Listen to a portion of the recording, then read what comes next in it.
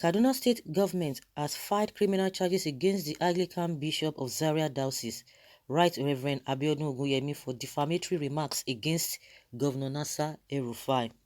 Ogunyemi was arraigned on August 4th before a Chief Magistrate Court in Kaduna on charges bordering on criminal defamation, injurious falsehood, and criminal intimidation.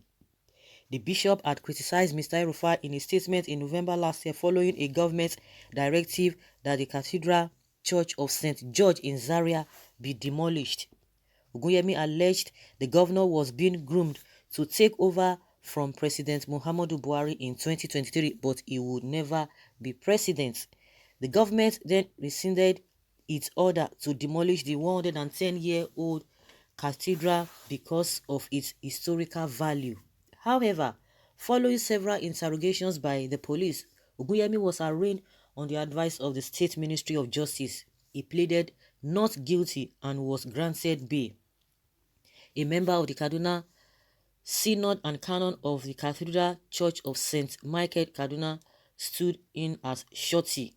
On August 17th, the lead prosecutor, who is the State Director of Public Prosecutions, told the court that there were consultations going on which could lead to peaceful resolution of the case and requested for an adjournment. Chancellor of Zaria and Defense Counsel John Omugile agreed. The case has been adjourned to August 28th for continuation. So the offense of this man now is that because he said El-RUFAI is being groomed to become president, to take over from Buhari in 2023. So that is his offense. So it never happened. So if we want to judge this matter or to compare this matter with what El-RUFAI said, that body bags, that those international observers who were to come to observe the election processes in that general election, 2019 general election, and he was threatening that if anything happens, they will go back in body bags. How? If they trespass or they do, if they have done wrong things, or if maybe they intended to do wrong things, at least the law should take its course. Why would you want to take laws into your hands that they will go in body bags? There is nobody that will say because maybe you are not judging well or you are just trying to be biased, then the next or the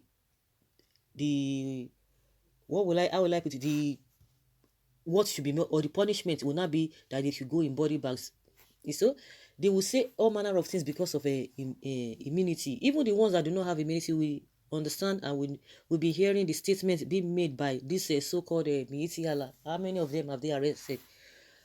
How many of them have they arrested because they don't have immunity and they say whatever they want to say at any point in time? See Malefia that said something, was trying to say what he knows. Now they are going to charge him, for criminal offense. For what? For saying that one of the governors is the commander of a Boko.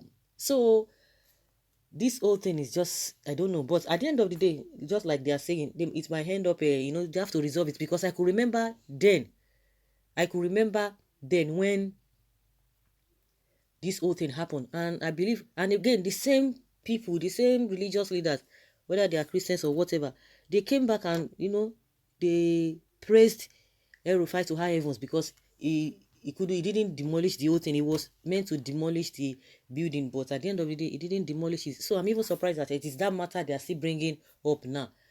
If really they've come to tell him that, he tried for not even demolishing it, they praised him to high heavens. And I also believe that they would have just they would have crushed the case instead of still adjourning. Well, from the look of things, they are still going to crush that case, and the man has said he's not guilty for defamatory on his person. Well, there's nothing we are not going to be hearing or seeing in this country. Now as it is now, everywhere is tensed, everyone is angry because everybody is pointing fingers at each other. Oh, you did this, you said this, you did this, oh, you did not do this, oh, you are not doing well, you are doing this. Oh, some people are insinuating, some people are like even thinking, oh, this is what you are going to do, this is not what you are going to do. Everything now is a speech.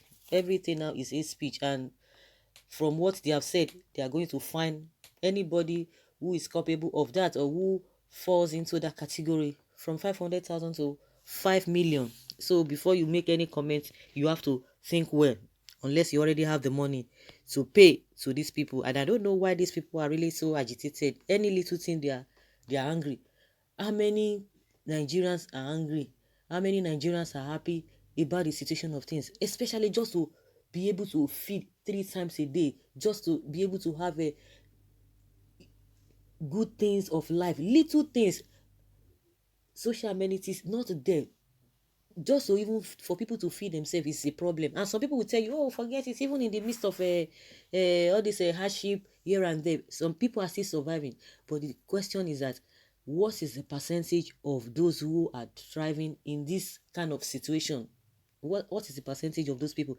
And more so, in all those developed countries that we are talking about, so do you want to tell us that they don't have poor people? Yes, they have poor people, but the percentage is so minimal compared to an average person, because the gap has been breached between the rich and the poor. The gap has been breached so well that even you see have poor people, you see have homeless people, but the percentages are so minimal.